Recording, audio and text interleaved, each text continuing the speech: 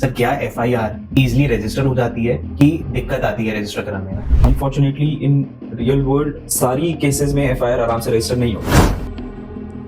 जब FIR register हो जाती है, one of the first steps that police takes is go after the accused person, arrest करने के लिए। बट ये चीज काफी मिसयूज हो रही थी। अगर तो accused person is a serial killer which कि अगर वो बाहर रहा, he is a threat to the society, वो और कमिट कर सकता है, तो ऐसे केसेस में तो जरूरत पड़ती है। आप सी बहुत ही हीनियस ऑफेंसेस हो गए जैसे रेप और मर्डर, उसमें तो उनके ऊपर मजबूरी है। मर्डर के केस में आप कह लो कि अगर डेड बॉडी है तो पुलिस की रिस्पॉन्सिबिलिटी है, they can not deny a dead body, a person has passed away, तो it is the duty of the police to investigate it. तो ऐसे केसेस में तो उनके ऊपर एक मैंडेटरी रजिस्टर हो ही जाती है। इंटरेस्टिंग पॉइंट इज दिस कि registration of FIR is not mandatory. अगर मेरे को बेशक शक भी है ना कि मेरे को पुलिस अरेस्ट कर सकती है, I can straight away apply for it. And the other good thing is कि यहाँ पे territorial jurisdiction is not a concern. Welcome you all to our new episode of this podcast series. In our today's episode, we have with us Mr. Deepal Goyal. He's a criminal lawyer. Thank you so much, sir, for coming to our show. Thank you, Amit. Thank you for having me over here. Sir, can you please introduce yourself to our viewers? I initially was inclined towards the field of science, therefore, I pursued BTech in mechanical engineering, which I completed in 2011 from Amity University. Thereafter, I did my job for 2 years with Accenture as a software developer, but that field was not intriguing me too much. Thereafter, on insistence of my parents, I considered this option of law, which I thankfully a very interesting profession. And on their insistence, I enrolled myself in a university and pursued law. Since then, from 16 onwards, I have been actively in the law, and it's been 9 years of experience, and have been blessed enough to work under some of the brilliant minds in the fields, especially in the criminal law. And I'm really motivated and looking forward to make my mark in this profession. Sir क्या हर criminal offence में FIR register होती है? नहीं Amit, not all cases require registration of FIR registration करने की सिर्फ और सिर्फ एक कंडीशन है, whether the offense is cognizable or non-cognizable, whether the offense reported is cognizable or not. अब cognizable offense CRPC जो previous erstwhile CRPC में उसमें डिफाइन था आपका the condition the offenses जिसमें पुलिस को इन्वेस्टिगेशन करने के लिए अगर मैजिस्ट्रेट की परमिशन की जरूरत नहीं है, those offenses are called cognizable offenses. जिसमें मैजिस्ट्रेट की परमिशन चाहिए वो नॉन कॉग्निजेबल ऑफेंसेस है। अब इससे कुछ क्लैरिटी नहीं आती है कि वेदर मर्डर का केस अगर कॉग्निजेबल है कि नहीं है, हमें इससे इस डेफिनेशन से नहीं पता चलता। तो इसके लिए सीआरपीसी में ही एक पीछे शेड्यूल दे रखा है। शेड्यूल में ऑफेंस वाइज सारे मेंशन्ड है, which one is cognizable, which one is not cognizable offence. So registration of an FIR is only in the case of cognizable offenses. Therefore, आपके क्वेश्चन का जवाब देते हुए सारे केसेस में एफआईआर की जरूरत नहीं पड़ती है। सर क्या एफआईआर इजीली रजिस्टर हो जाती है कि दिक्कत आती है रजिस्टर कराने में? Very apt question Amit.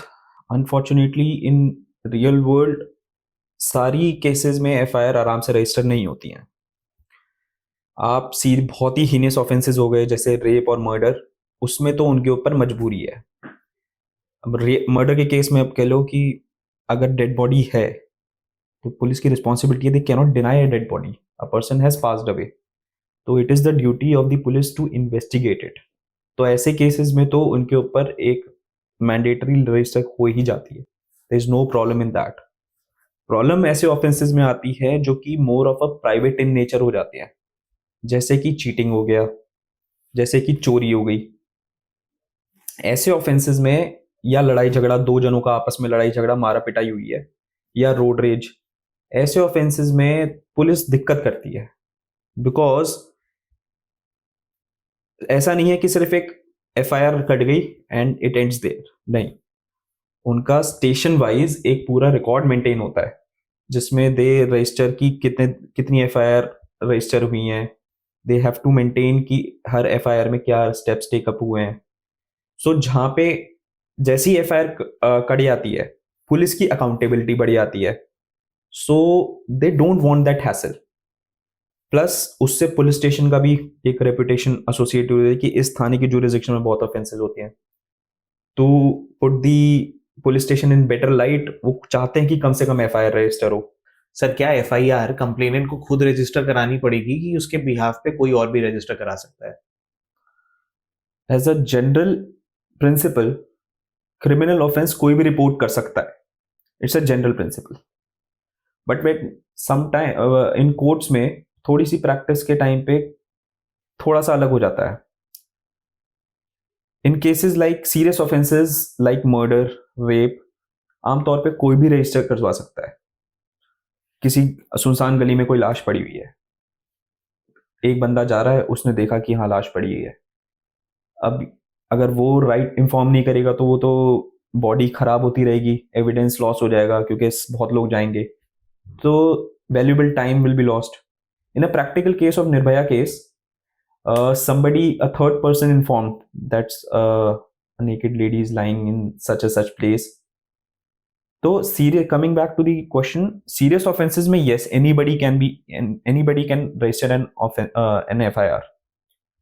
But again, in cases like cheating और लड़ाई झगड़े वाले केसेस में यूजुअली द कोर्ट प्रेफर्स कि जो अफेक्टेड पार्टी है वो ही रजिस्टर कराए तो बेटर है. Because he is the one who is affected, he will be able to provide the detail, not the third person on his behalf. For example, आपकी और मेरी कोई कॉन्ट्रैक्ट था कमर्शियल ट्रांजैक्शंस का. अब एक बार आपने डिफॉल्ट कर दिया, दैट डज नॉट मीन कि थर्ड पर्सन जाके आपके अगेंस्ट कंप्लेन कराएगा कि इसकी आप चीटिंग हुई है. पहले मैं अफेक्टेड पार्टी हूं, मैं बताऊंगा कि मैं अफेक्ट हुआ हूं कि नहीं. क्या पता वो डिफॉल्ट हुआ आपके बात पे और हमारी म्यूचुअल अंडरस्टैंडिंग है. और अगर डिस्प्यूट है भी तो it is for me to tell the details of the transaction, मैं दे पाऊंगा. इसलिए कोर्ट प्रिफर्स कि आपका क्या लोकस है in such offences. The court ask for कि आपका क्या लोकस है कंप्लेंट फाइल करने का. तो इन certain offences yes, in generally yes, in certain offences definitely yes, serious offences. In offenses like private transactions like cheating and theft and all, usually the court prefers कि the affected party is the one who comes up and informs the offenses. But एक यहाँ पे भी exception आ जाती है. In cases where the company is the party, the affected party, they authorize an authorized signatory, because company though is a entity, legal entity, but it is not a natural person who can represent before the court. Therefore, in such cases, the company can authorize an authorized representative to appear before the court on the company's behalf. So, I hope that answers your query. Sir FIR की copy कब मिलेगी and FIR register होने के बाद का process क्या रहता है? तो अमित, आप अपनी कंप्लेंट लेके पुलिस थाने में जाएंगे, प्रिज्यूमिंगली कि वो रजिस्टर कर ही लेगी. एक मान लेती है कि मैं रजिस्टर करना चाहती हूँ, तो वो आपके लिखित कंप्लेंट देंगे, उस पर आपको स्टैंप वगैरह लगा के डेट करके एक कॉपी आपको रिटर्न कर देंगे. वैसे आपको यूजुअली 2 कॉपी लेके जानी चाहिए, एक उनको ओरिजिनल देने के लिए, कॉपी अपने पास रिटेन करने के लिए. रिटेन आपकी जो फोटो कॉपी होगी उसमें वो स्टैंप लगा के देंगे रिसीविंग की, कि they have received the complaint. एक अपने रजिस्टर में एंट्री करते हैं and they take the copy from you. फिर वो सब्सिक्वेंटली कुछ समय बाद एफआईआर में कन्वर्ट कर देते हैं. एंड जहां तक बात है एफआईआर की कॉपी किसको मिलती है, यूजुअली द केस इज कि एफआईआर की कॉपी इन्फॉर्मेंट को ही मिलती है एट द टाइम. अगर अक्यूज को कॉपी चाहिए तो when the matter goes into the court, जब चार्ज इन्वेस्टिगेशन कंप्लीट करने के बाद एफआईआर रजिस्टर हो गई, एफआईआर के बाद इन्वेस्टिगेशन होती है. इन्वेस्टिगेशन का depending on the seriousness of the offence 60 days या 90 डेज में they have to conclude their investigation. Investigation complete होने के बाद they will prepare a chargesheet and file it in the court. तो कोर्ट जब आपको समन करेगी एज एन अक्यूज्ड, उस टाइम पे they will give you the complete chargesheet which include the FIR as well. नहीं तो otherwise if you are the affected party and the party in the case as well, so you can apply for a certified copy through the court. ये तरीके हैं आपको FIR मिलने के। Sir क्या online भी मिल जाती है एफआईआर की कॉपी? बिल्कुल। In most of the cases जब जब केस रजिस्टर हुआ था एफआईआर, तो पुलिस की ड्यूटी है आपको इन्फॉर्म करना है एटलीस्ट दी एफआईआर नंबर।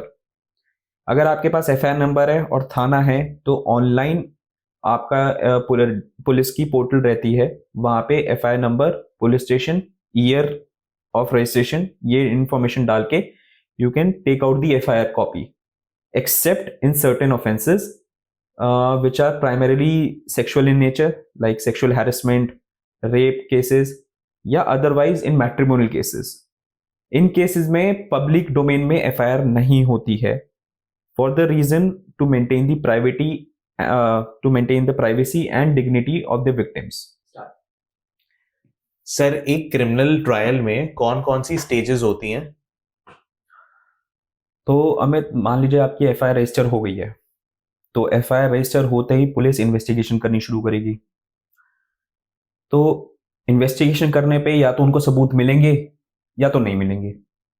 अगर सबूत नहीं मिले हैं तो वो अपनी रिपोर्ट प्रिपेयर करेंगे और कोर्ट में फाइल कर देंगे, जिसको क्लोजर रिपोर्ट कहते हैं। सिमिलरली अगर पुलिस को इन्वेस्टिगेशन में सबूत मिले हैं, they will again prepare a police report and file in the court, which is generally called a chargesheet और a challan as we normally know it. अब जब कोर्ट में चार्जशीट फाइल हो जाती है, द मैजिस्ट्रेट का रोल यहाँ का कोर्ट का रोल थोड़ा सा स्टार्ट हो जाता है। अब जस्ट बिकॉज पुलिस ने चार्जशीट फाइल कर दी है, इसका मतलब ये नहीं magistrate is bound down to take proceed against the accused person as per the chargesheet. ऐसा नहीं है। पुलिस मैजिस्ट्रेट का ड्यूटी है यहाँ पे कि वो अपना दिमाग लगाए, कंटेंट्स पढ़े, एविडेंस साथ में देखे और इनका क्यूमुलेटिवली क्या इफेक्ट निकल के आ रहा है उसके बेसिस पे वो प्रोसीड करती है। इस स्टेज को कहते हैं cognizance, section 190 of erstwhile CrPC. जब कॉग्निजेंस ले लेती है मैजिस्ट्रेट, तो उसके बाद उसका रोल आता है कि वो समन करती है अक्यूज को।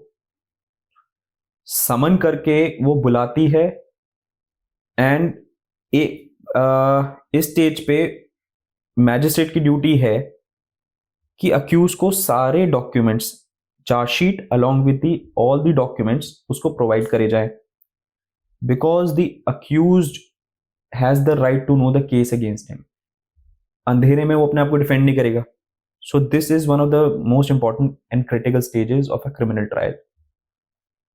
जब उसको क्या कहते हैं, समन करके बुलाया गया है और डॉक्यूमेंट्स दे दिए गए हैं, now there comes the first opportunity for him to defend himself, because अब इस स्टेज पे यहां से depending on the first of all depending on the offences, 3 तरीके के ट्रायल होते हैं, sessions trial, warrant trial and summons trial.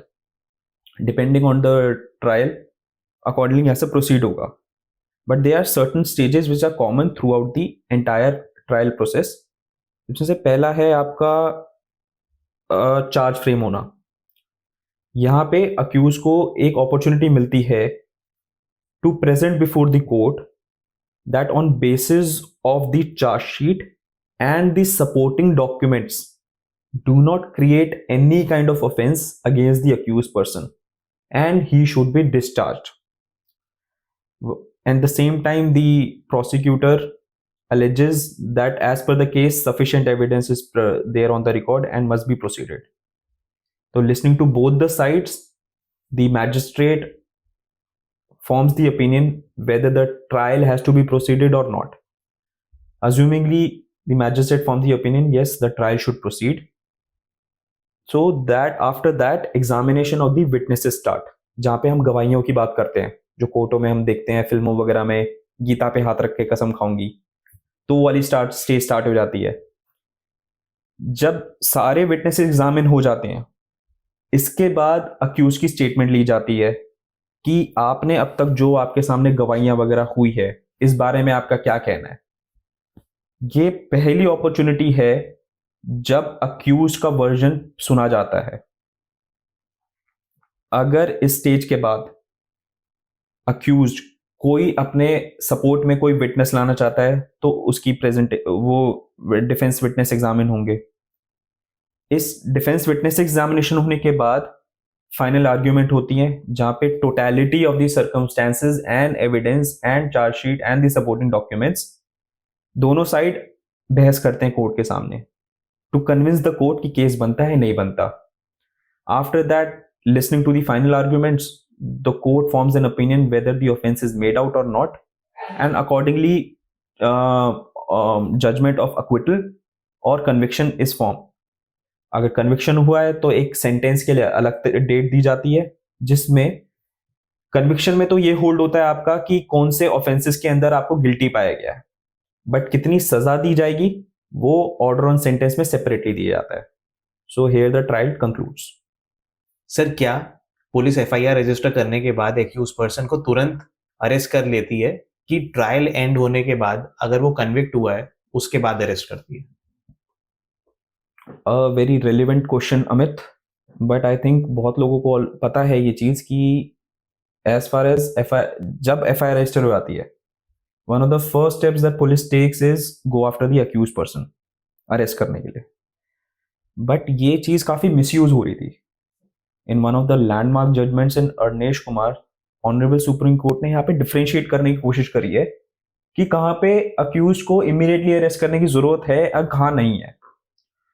अगर तो accused person is a serial killer which कि अगर वो बाहर रहा, he is a threat to the society, वो और कमिट कर सकता है, तो ऐसे केसेस में तो जरूरत पड़ती है। बट अदरवाइज हम जैसे अदर केसेस देखे जहाँ पे वाइफ ने एलिगेशन लगा रखी है, हम मैट्रिमोनियल केसेस में देखें जैसे केसेस होते हैं जहाँ पे wife as a practice husband के साथ साथ सारे रिलेटिव्स को लगा देती है। Now relatives and the husband are cumulatively not a threat to the society. उनका बाहर रहने से सोसाइटी में कुछ फर्क नहीं पड़ रहा, दूसरे लोगों की सेफ्टी कंसर्न नहीं है, तो ऐसे केसेस में अरेस्ट की इमीडिएट जरूरत नहीं है, राइट। हाउएवर अगर ऐसा पता चलता है कि यस उनके एक्शंस हैं, अगर हमें अक्यूज इन केसेस में भी एक सब कैटेगरी आ जाती है फिर, जैसे कि फॉर एग्जांपल अगर हमें अक्यूज से कुछ निकलवाना है, there is a need for custodial interrogation as we said. Custodial interrogation का मतलब ये हो जाता है कि हमें उसको क्वेश्चन आंसर, हमें उससे क्वेरीज करनी है and there is a possibility that person try to abscond, तो ऐसे केसेस में उसकी अरेस्ट की जरूरत पड़ जाती है। तो in general not all cases warrant कि आपको इमीडिएट अरेस्ट करना ही करना है। सम केसेस में आपको in fact in Arnesh Kumar case, the Honorable Supreme Court has set the guidelines following the erstwhile CRPC where the offenses are punishable maximum up to 7 years. वहां पे उनको by default arrest करने की जरूरत नहीं है। In other cases, the police still may go proceed with the arrest of the accused person. तो ये चीज है। सर, ट्रायल के बाद अगर कोई पर्सन कन्विक्ट हो जाता है एंड ट्रायल की ड्यूरेशन में वो जेल में था, तो क्या ये उसके फाइनल पनिशमेंट में ड्यूरेशन काउंट होगी कि नहीं होगी? बिल्कुल काउंट होगी।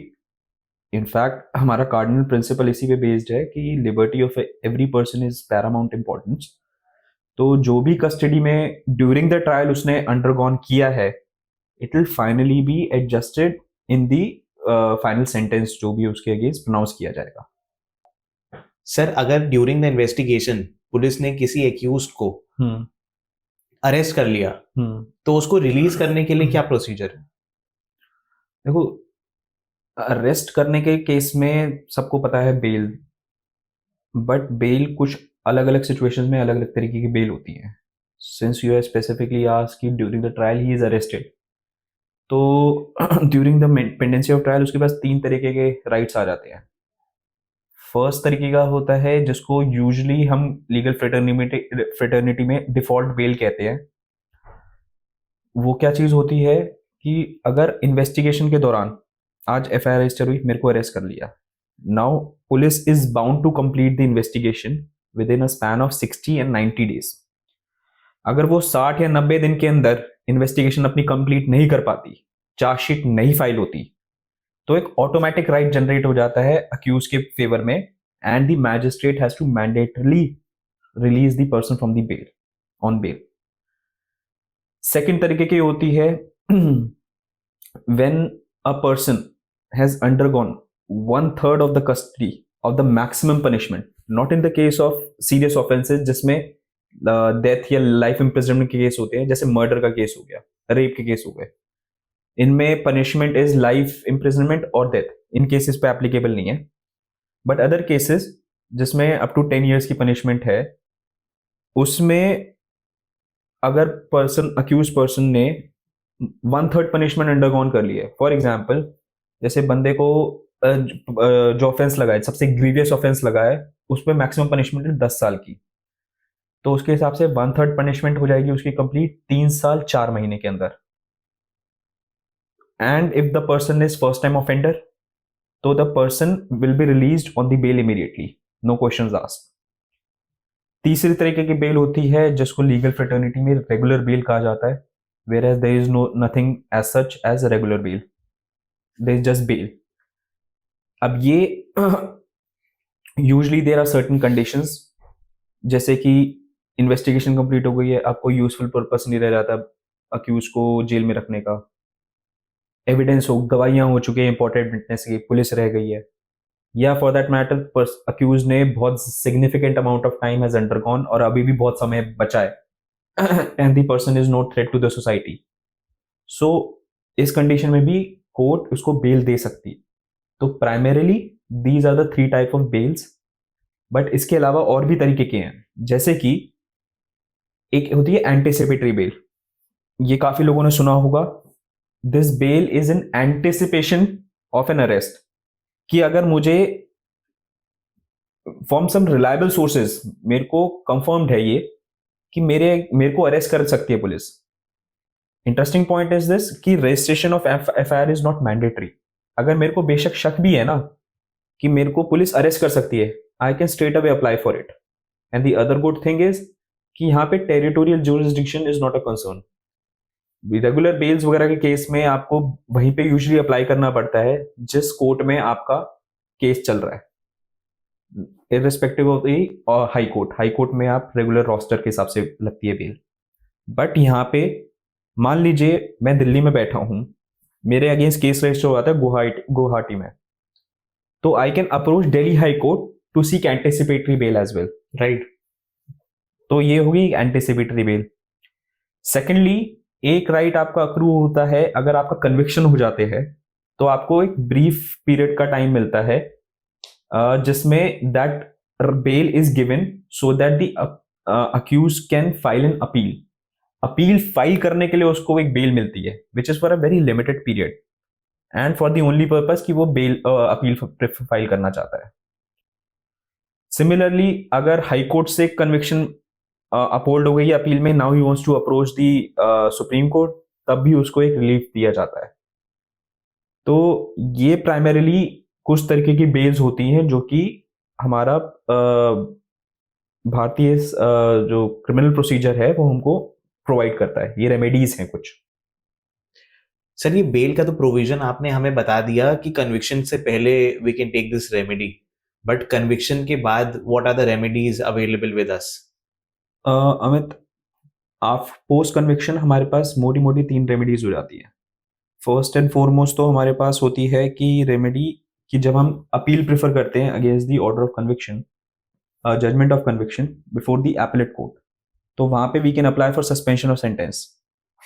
कि हम कोर्ट से प्रे करते हैं कि during the pendency of the appeal हमको बाहर रिलीज किया जाए, and court taking into account certain parameters कि अपील को अभी टेकअप होने में टाइम लग सकता है, या the person has undergone half of the sentence awarded to him, in certain conditions he can be released. अब मान लीजिए आपने अपील वगैरह कुछ नहीं प्रेफर करी and now conviction is upheld permanently, तो आपके पास 2 तरीके के और राइट्स आते हैं, परोल और फरलॉ करके. सर, क्रिमिनल लॉ की प्रैक्टिस में बहुत सारे वर्ड्स यूज किए जाते हैं जो बहुत यूनिक हैं. क्या ऐसे कुछ वर्ड्स के बारे में आप हमें बता सकते हैं? Amit, I think you are referring to those Urdu words yes जो वहाँ यूज होते हैं. तो हाँ, कुछ इंटरेस्टिंग वर्ड्स हैं. जैसे एक हो जाता है आपका सबसे पहले तो जो मुझे दिमाग में आता है चालान वर्ड यूज होता है। चालान बड़ा कॉमन सा वर्ड है, काफी सारी चीजों में यूज होता है, बट यहाँ पे क्रिमिनल लॉ की टर्म्स में चालान का सिंपल मतलब होता है चार्जशीट। और अगर सीआरपीसी की लैंग्वेज में देखा है तो पुलिस रिपोर्ट को ही आप वो कहते हो चालान। दूसरा एक टर्म यूज होता है आपका फर्द।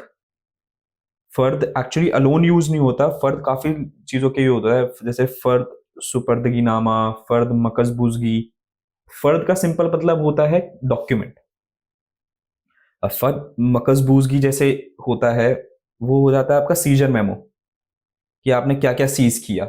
मकसबूजगी इज सीजर। तो फर्द मकसबूजगी हो गया आपका सीजर डॉक्यूमेंट, इस तरीके से। तो फर्द जहां लगा है तो फर्द इज डॉक्यूमेंट। उसके बाद आ जाता है आपका तहरीर। तहरीर और कुछ नहीं होती, जो आप पहली कंप्लेंट या पहली इंफॉर्मेशन जो पुलिस के पास पहुंचती है उसको तहरीर कहा जाता है, रिटन कंप्लेंट। एक उसके साथ कॉमनली टर्म यूज होता है रुक्का। अब रुक्का और तहरीर में थोड़ा सा ही डिफरेंस है। तहरीर आपकी एक इलैबोरेट कंप्लेंट हो जाती है, बट मान लीजिए एक किसी का मर्डर हुआ है। अब मैं पुलिस को कॉल करता हूं कि यहाँ पे एक बॉडी मिली है। पुलिस वहां पहुंचती है, ऑब्जर्वेशन लिखती है, जो इन्फॉर्मेंट है उसकी स्टेटमेंट रिकॉर्ड करके करती है। जो ये प्रोसेस है, ये जो स्टेटमेंट रिकॉर्ड वगैरह हो रही है पुलिस कर रही है, इसको लेके एक पुलिस ऑफिसर थाने जाता है, उसके बेसिस पे रिकॉर्ड होती है, ये रुक्का हो जाता है। तो तहरीर एक तरीके से डायरेक्ट इंफॉर्मेशन हो जाती है। रुक्का एक तरीके से हो जाता है जब पुलिस स्पॉट पे पहुंच के आपकी जो स्टेटमेंट रिकॉर्ड करता है और अपनी ऑब्जर्वेशन लिख के जो क्यूमुलेटिव स्टेटमेंट आती है उसके बेसिस पे जब एफआईआर रजिस्टर होती है, वो स्टेटमेंट आपकी रुक्का हो जाती है। तो ऐसे ही है, मतलब मेनली आप ये बड़े कॉमन से टर्म होते हैं। बाकी विद प्रैक्टिस अपने आप समझ में आने लग जाती है, पढ़ते पढ़ते रिपीटेडली, तो you get a hang of it. Parole और फरलॉ इन इफेक्ट दोनों सिमिलर लिखते हैं, कि दोनों में शॉर्ट पीरियड के लिए कन्विक्ट को रिलीज कर दिया जाता है, बट दोनों के पर्पस डिफरेंट है। परोल आपको, क्योंकि काफी लोग बहुत लंबे समय से इनकार्सरेशन में होते हैं, कई लोगों को 7 8 10 साल भी हो जाते हैं, तो उनका सोसाइटी से पूरा टच छूट जाता है। बिकॉज ऐसा नहीं है कि 10 साल, कई लोग ऐसे हैं जो 10 साल कंटिन्यूसली जेल में, उनको बेल कभी मिली नहीं। तो ऐसे लोगों को अपने परिवारजनों से टच मेंटेन रखने के लिए, उसको सैनिटी मेंटेन करने के लिए थोड़ा टाइम दे दिया जाता है, 2-3 हफ्ते का मैक्स, कि वो बाहर जाए, अपने सोसाइटल टाइज मेंटेन करे। इस पर्पस के लिए दिया जाता है। Furlough on the other hand is an award to the convict for maintaining a good conduct, good decorum inside the prison. क्योंकि ऐसे हालात होते हैं वहां पे कि कई लोग, आप एक तो मेंटली बहुत ज्यादा डिफिकल्ट सिचुएशन होती है, and on the other side कहीं अदर दूसरे इनमेट जो होते हैं आपको परेशान कर रहे होते हैं। तो ऐसे में भी, इस सिचुएशन में भी आपने अपना गुड कंडक्ट मेंटेन किया, तो इसलिए आपको एक रेमेडी फरलॉ के टाइप फॉर्म में मिलती है, जिसमें आपको सर्टेन टाइम के लिए बाहर रिलीज किया जाता है। And the good part about is कि ये जो आप मान लीजिए 2 हफ्ते के लिए आपको बाहर रिलीज किया, ये 2 हफ्ते आपकी सेंटेंस में काउंट होते हैं। तो आप बाहर भी रह लिए, आपका सेंटेंस भी कवर हो गया थोड़ा सा। एंड पैरोल में ये काउंट नहीं होता नहीं होता, पैरोल में ये काउंट नहीं होता। So thank you so much for being on our show. Thank you so much Amit for having me over here. I just hope कि इस पॉडकास्ट के थ्रू क्रिमिनल लॉ की एटलीस्ट बेसिक इंफॉर्मेशन आम जनता तक पहुंच जाए। Thank you so much, sir. Thank you.